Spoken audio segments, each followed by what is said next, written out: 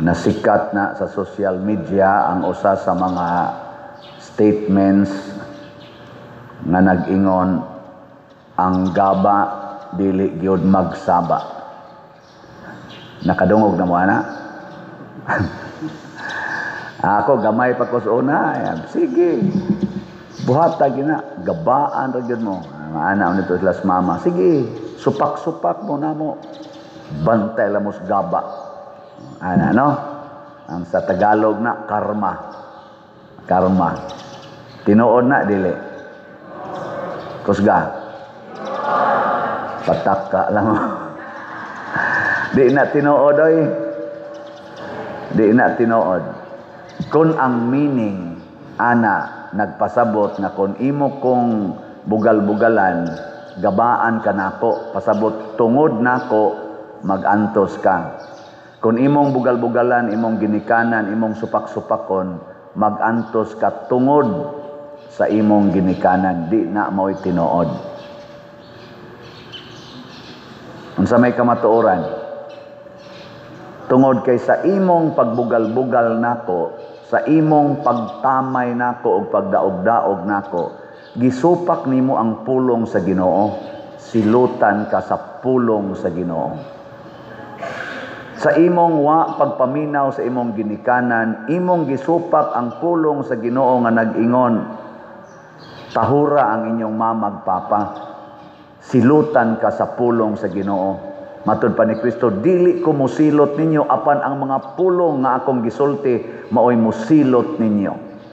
So di na gaba, unsa man na? Punishment. Punishment dili gikan nako nga imong gidaog-daog, dili gikan sa imong ginikanan nga imong gisupak-supak, kung dili gikan sa Ginoo nga nakakita sa tanan og labing gamhanan sa tanan, ug way usang makaikyas nato. Way makaikyas. We will be condemned. Mo na diri sa atong unang pagbasa, niingon ang advice ni San Pablo, kay giluwas naman mo sa Ginoo, pag huna-huna na mog mga butang tuas langit, ayaw na ni dinhis kalibutan. O kung sa may mga butang sa langit, ang mga pulong sa Ginoo. Kay kada natutuman sa pulong sa Ginoo, muratag na ning kamot nga malangit. Kay ang Pinoy-anan sa Ginoo, ang langit man, nya makasod is langit ang mga bakakon. Makasod, dili. Kinsa may makasod dito? Ang magtugas tinuod. Kay ang Dios kamatuoran man, ang nagpuyo sa kamatuoran malangit. Nagilingay mong tupad. Inawa ka kapamakak. Ina. Wa ka kapamakak. Na. Makasod dito sa langit ang kanang nagsigig kabit-kabit, gasigig puyo-puyo. Makasod dili. Ngano man, kay ang sugo sa Ginoo, ayaw pakighilawas. Thou shall not commit adultery. Suwa ng premarital sex, suwa ng uban pa mga kalaway, bisan gani sa huna-huna nga mga kalaway, matud pa ni Kristo, nakasa na mog adultery. Kay nakahibaw laging Ginoo na. Iyan ang sugo. Muna si Mama Mary, hasta guys siyang huna-huna, gibuntog niya ang sala. Hasta sa si St. Joseph, munang gitawag silang immaculate. Nganong immaculate man? Limpyo ang sulod ug ang gawas. Kita usahay, ang ato ramang gawas atong limpyo-limpyuhan. Pero ang sulod, matud pa ni Kristo, murag yumog mga nitso nga nindot kay tan-aos gawas. Pero ang sulod di ay naata ng hugaw. Okay.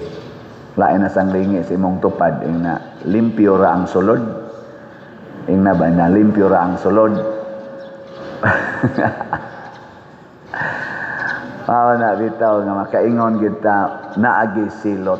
Matud pa diri sa atong ebanghelyo, bulahan kamong mga kabus, bulahan kamong mga gigutom, bulahan kamong naghilak, bulahan kamo kung nagdumot o nagsalikway ninyo ang mga tao. Nganong mao man gisulti nga bulahan?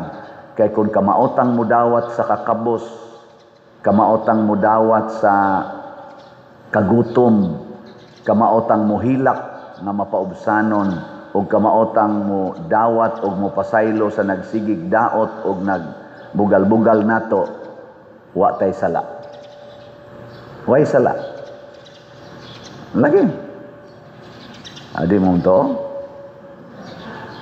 Kanang sala, kanang paligas, pride, anger, lust, envy, gluttony, avarice, sloth, kaning paligas, kaning 7 capital sins, na nag-ugat sa atong pagpaningkamot nga dato gid ta, daghan gid tag kwarta, nga di gid tag gutumon, pirmi gid tang busog mo na tigom gyud, nga di gid ta maghilak, pirmi gid tang happy gyud always, happy gyud, happy. O nga ang tanang tao mo pakpak gid nato, daigon gid tas mga tao, bahala na lang bakak na ning atong gipangsulti, basta daigon lang gid ta. Ano na dihagod? Ato lang ning mensyonon din kay sikat naman gyud kay ni sila. Sorry, ako na mo apil na lang sa kog mention kaning mga pamilyang Diskaya na contractor. Kay bawo ko nga napay daghan diha mga contractors nga naasay dagkong anomalya nga nahitabo sa ilang pagpangontrata sa DPWH. Pero karong hearing bag-o atong nadunggan nga naghimo siya affidavit, gimension gyud nila ang naa sa Congress na matod pa sa taga-Senado, mga ngalan nga dili kayang i-mention sa kadaghanan. Ilang gi-mention sa ilang affidavit. Ginganlan yun. Tanawan ninyo sa social media. Bisan gani ang atong presidente sa Pilipinas, dili kahingan aning mga ngalana nga naapil ni aning anomalya karon sa daghan kaayong mga corruptions. Pero ilang gipanganlan. Nangisog sila paghingan, affidavit pag yun. Di ba na basta-basta? Senado pag yun imong giatubang. Karon, ang maong affidavit o maong testimonya nila magtiayon dito sa Senado, kay nag-hearing man sad og murag equal hearing ang Congress. Nakabati ko diha social media nga sukit-sukit siya sa usasad ka lawmaker sa Congress. Wa ba ka mahadlok aning imong gibuhat? Kadako aning kadaot nga imong giapil ang mga kining mga tawhana sa imong affidavit? Wa ka mahadlok? Wa mo mahadlok? Bisan ako, ingon ko, bitaw no? Sunan ka imo nang hinganlan nga ang mga senador gani, ang presidente o ang mga kongresista nga porting daghana ana nila, di man gani ka-mention na ng ilangan nga apil na sa kaning corruption nga dagko kayo in relation lang daan sa flood control, di man gani ka-mention. Moingon raman naay pipila sa kongreso, naay pipila sa senado nga naapil ani, pero di gyud ka-mention og ngan bisan ang presidente, pero sila ilang gi-mention. Hibaw mo kung sa itubag para ninyong wakakita sa social media, pero I will tell you, I will challenge you, paminaw mo sa social media na adiha gi-interview sila katong hearing sa Senate o sa Congress. Bawo mo tubag labi na gyud kaning lalaki ang bana nga Diskaya, relax kay iyang naong ningon siya kuan man god your honor, among na pamatud-an ba nga ang 120 million ka mga Filipinos gusto naming patyon tungod sa among nabuhat. Murabag kami mo isad-an kayo ba? Gusto mi nilang patyon sa 120 million ka mga Filipinos. Mao na gisulti namo ang tinuod nganong nabuhat ni namo nga dili mi gustong mobuhat ani kung dili ugwap ami lisod-lisura aning mga tawhana nga naas gobyerno. Amo ning gisulti aron dili na mi patyon sa 120 million ka Pilipinos, patyo na lang mi sa aning mga taong among gimensyon. O hadlok ming mamatay. Pero kung mamatay man gyud mi, at least nakahimo mi og pagmatuod unsa gyud hinungdan nganong nahitabo ni sa among kompanya. Tungod aning ni ang mga tawhanang among gimensyon. Nya gikuan-kuan siya, giana-ana, at di mo balik siya dito. Wa ba ka mahadlok mapriso? Hadlok. Di ka mahadlok mapriso imong mga anak, kastang imong kaubas kinabuhi. Hadlok. Ug tungod sa among kahadlok ana, misulti mis tinuod. Aron na kung mapriso man gyud mi or mamatay mi, nakatug-an mis tinuod. Muna ingos Kristo, bulahan ka mo kung daoton mo, bugal-bugalan mo, nganlan mo pinakangilad nga tao, tungod ka nako. Mga igsuon, kung magtug-an tas tinuod, mahimo gitang bati. Mabati gyud ka sa mata sa tao. Kay kini manggong kalibutan, ang tan-aw aning kalibutan, physical ang iyang ilang i-judge, ang imo bang physical. Pero dili sayon antuson ang torture na spiritual. Daghan ani mga bakako nato karo mga katawhan, apil naming ni asimbahan nga mga leaders, samot na nang naas gobyerno nga mga leaders nga bakakon kaayo, kusog kay mo twist og kamatuoran para sa ilang personal interest. Kahibaw ko ana, kasagaran ana nila if not all, nagmintain na og mga tablitas para makatuog sila. Stressful kay nang ilang hunahuna og kasing-kasing. Bugat. Pero musulti na kastinuod, bisa gidumtan pakastanan, tulisokon pakastanan, pero nagtug-an kastinuod, hayahay kay imong kasing-kasing. Kamong mga bana, inanglitan kamong mga bana, nakapangabit mo, nya iniguli ninyo, itug-an gina ninyo sa inyong asawa, tibok adlaw, tibok simana, yaw-yawan gyud ka sa imong asawa, pero malinawon ka. Nga naman, nakatug-an man kastinuod. Tistingin na ninyo mga banang nangabit o kamo mga asawang nangabit. Isulting tinuod, di ba? Lagom ginang naong ni mo'y kaugma. Kulatahon man yun ka. Pero malinawon ka bisag lagom imong naong. Maghilak yun ka. Pero hayahay. Sa Tagalog pa, mapayapa ang iyong kalooban.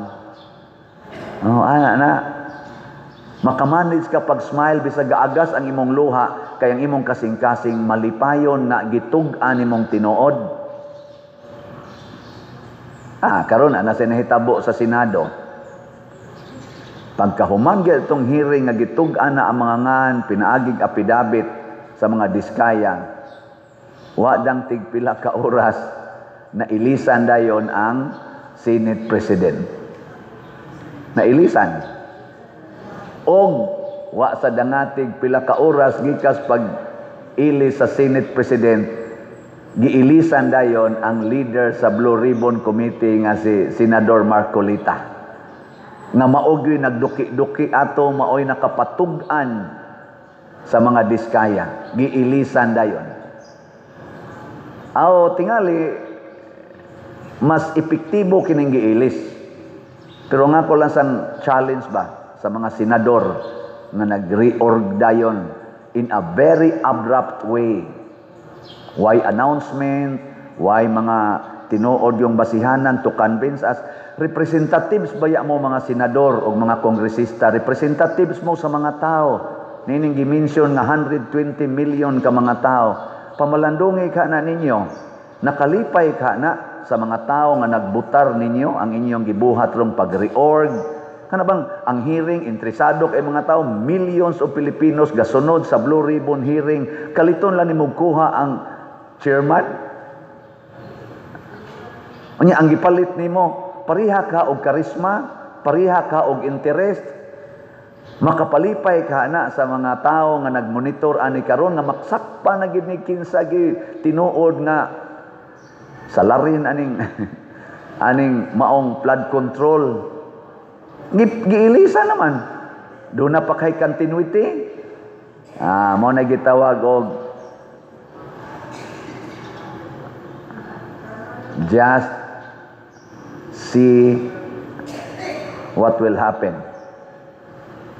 Mo na daghan kayo ning ingon ani karong maniobra din sa Pilipinas. Munang malusno kita isip nasod, isip simbahan, malusno kita kung musod na ning matud pang San Pablo likay ni ha. Akong mensyonon ha, unsay palikayang San Pablo basig naapil ko ani, naapil sad mo ani, naapil sad nang ato mga leader sa nasod ug sa simbahan.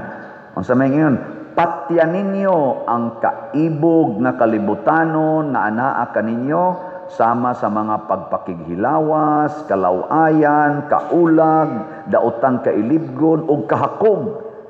Kay ang kahakog usa kuno ka Dios-Dios, idolatry. Mapungot gyud ang Ginoo niini. Busa karon kinahanglan biyaan ninyo kining tanan, ang kasuko, ang pagkasaputon, may daghan din ni simbahan ani apil din nagwali, ang pagdumot, kaning dumot gyud. Napa ko nakita na sa hearing dito. Ilag yung ibalik sa 2016 hangtod sa 2021. Kadto gi ilang fokusan og maayo. Kinsa man tong administrasyon sa mga Duterte ni President Duterte. Kadto gi ilang dukidok nagsugod na ba mo ani, pilay flood control ani nga budget.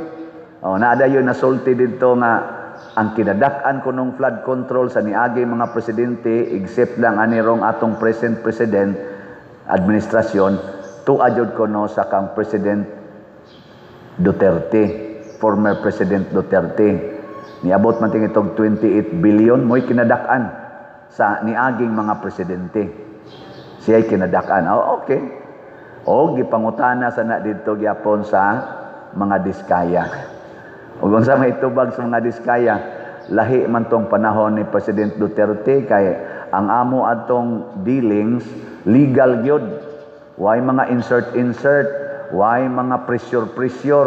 Once makadaogan ni misbidding, tuloy-tuloy na.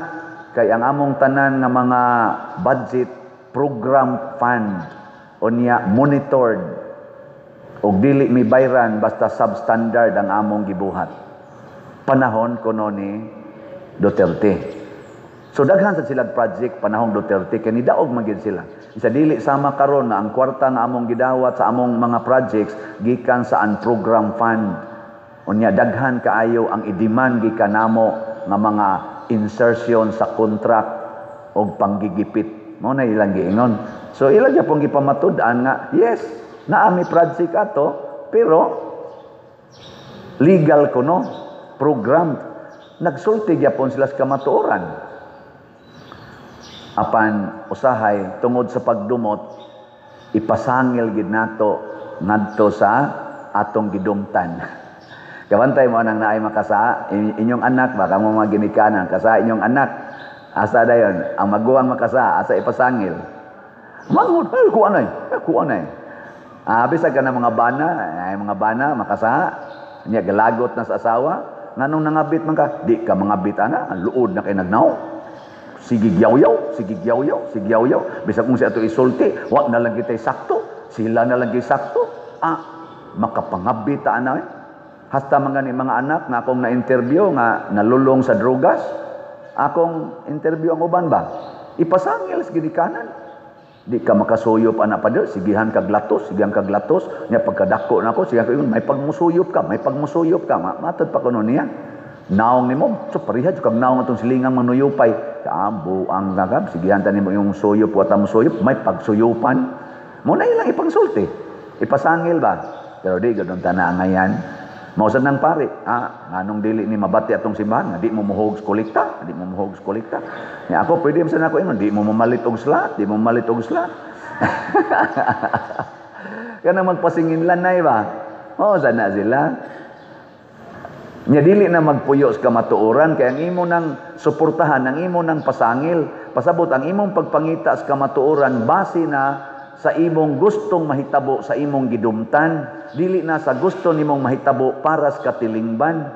Example, ngano man gid nang impeachment sa Vice President nga dugay naman nakayog gisigi man gid nagkumbate nilag maayo nga 125 million man na more or less na confidential fund.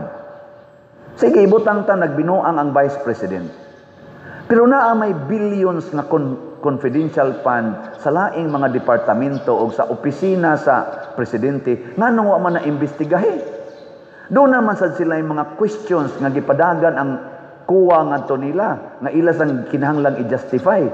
Nganong wa man hisguti? Nganong kanira mang 125 million unya nag-justify ra ba dito sa kuwa? Karong bag-o, justified ra ba tanan? Nya ano man nahisguti ka ng billions nga matod pang Senador Marcolita, more or less na ay mga 500 confidential funds nga wa mahisguti nga mo total sa naog billions. Sa office lang sa atong presidente, pila na? Mga 5 billion matingal ito ang iyang confidential fund. Kagamay ra ng 125 million ikumpara nimo sa 5 billion. Nya wa gid hisguti. Nya na-spent ng 5 billion, wa gani siya ka-determine og hain ning ghost project. Na mo man unta nay purpose nga naa kay confidential fund para mahibaw-an na nimong mga anomalya nga nagtago-tago diha. Ngano man na imbestigahe tungod kay ang nag-imbestigar dunay pagdumot og ang iyang pagpangitag kamatuoran para lang maduot ang iyang gidumtan nahimo natang bias. Mo na ingon si San Pablo dire, likay ang pagdumot og ang pagpamakak. Kay nanagitay dumtan mga igsoon, mangita tag mga kamatuoran para lang anang atong gidumtan. Dili ta mangitag kamatuoran para gyud sa pagwagtang sa bakak. Muna magampo ta ato mga leaders sa gobyerno o sa simbahan. Apil na ning nagwali karon, iampo nga mangita unta tang tanan sa langitnong mga butang dili dinhi siyuta. Kami dinhi akong giingon atong staff mga 50 kabuok ni more or less ni antos mi nga mo trabaho og 7 days a week. Of course na day off pero ang among allowance good for 7 days. Pero ang 3 days, dili na mo kubrahon, ang 4 days lang. Kay negative ta kanunay. Thanks be to God. Sa niaging simana natong kolekta, na positive na ang atong kolekta. Kay sinimana ang akong pagpakwenta para di kay ta madaot. Salamat ninyo. Nga inyong gidako-dako aghog sa sibot. Nga akong giingnan ang atong treasurer, atong accounting. O sige. Karong si Manaha is 6 days nato ang ilang allowance. Karong si Manaha igsunod si Mana inigkwenta negative na sad abalik tag 4 days. Muna kamong ni as katilingba nato din his Compostela kamo ra gyud makapa 6 days. Nya monitora pod ning atong nagtrabaho dinhi ila bang na implement ang atong guiding principle nga trust Cebu. Labi na ginang Cebu. Unsa to'y meaning sa Cebu? Clean, economizing, beautiful, and useful. Wa na ganin nato ma-implement din ing na dayon padre, hain naman ang atong gipakaon for 6 days. Kay apil ko ana. Ama 6 days sa derong ako denggoan, typing, ayay, salamat. Okay, nag 4 days baya sad ko. Tuumog sila rin nag 4 days. Hasta sa dako 4 days. Muna, salamat. Og salamat sa inyong pagpalit og slot. Mauna ni ang atong update. Sa atong grace, niabot nag 53,715 ang atong halin. Naapay 646,285 ka slots nga available. Tag 100 pesos per slot. Nya doon na ni 70 slot challenge. Nga tag 7,177 na sad ka challenges ang atong nadawat. Nya ang atong Protection and Prosperity of Santiago de Compostela PPSC para ni sa ato dinhing ongoing nga mga projects. Ang atong halin niabot nag 17,790 ka slots na apay 82,210 ka slots nga available tag 100 pesos per slot. Nya doon na ni 162 slot challenge nga tag 16,200. 42 na sad ka challenges ang atong nadawat. Pakpak, salamat kayo. Mo ni pasabot nga bahalag gutomon ta, wa na tay gikaon, palit yung slot kay bulahan kamong gigotom kay kamo pagabusgon. Di ba? Bahalag mapobrita basta palit lang gitag slot kay bulahan kamong mga kabos. Ano man, kay kaning atong pagpalit og slot para ni langit. Unsa to'y meaning sa slot? Sacrifice ang S, love ang L, offering ang O, treasure ang T. Nya ang sumpay ani, sacrifice for salvation, love for the church or for the poor, offering to God, and treasures in heaven. Wow, kanindot ana. Nya unsaon pagpalit og slot? First, saman, ihatod sa opisina, madomingo na sa tayong mga tables des gawas. Ikaduha, ideposito sa atong mga bank accounts. O, tanawa din sa atong kuan, atong screen na dinhi awa di ay. Na dinhi ang atong kana ganing mga bank accounts. Nya nasa tay GCash. Ana, pero nga akong GCash murag makuan na ni mapuno na ni karong simanaha. Kay murag 3,000 na malay kuwang para mapuno. Karong adlaw murag mapuno na ni. So ayaw lang ni akong GCash, kanina lang ubang GCash or kwarta padala. Kwarta padala, why limit? Gawas lang sa akong side ay ko padadig kwarta padala sa Western Union. Kaya di na ko na maklaim, gi-block na ko. Pero kaning ubang mga ngalan dinhi padadi. Mga igsuon, kining atong paghimo aning mga butanga dili ni para personal, para ni natong tanan. Og thanks be to God, ang atong TV ni under na ba ng duha ka TV diha sa ligi? Wala pa. Wa pa mo nakita diha. Ingon ni under naman kuno na wa pa di ay. Namakak da itong nag-text na ako. Di man ako makita diri. Pero linyahan na nya karong adlaw basig mapaandar na ning upat ka TV dinhi sa sulod sa simbahan, igtataon na lang usa didto. Salamat kay Ginoo. Nya ang didto sa gawas ato pa manggibuhatan og kanang iyang butanganan basig madugay-dugay to didto. Pero naa na ang TV, available na. So ang ato na lang kuwang dinhi mga kamera para sa atong live streaming. Ako lang yan ang ipakontrat ay pabidingan atong tan-awon kon pila aron inyo na sana siyang paliton. Oh, dindot na eh.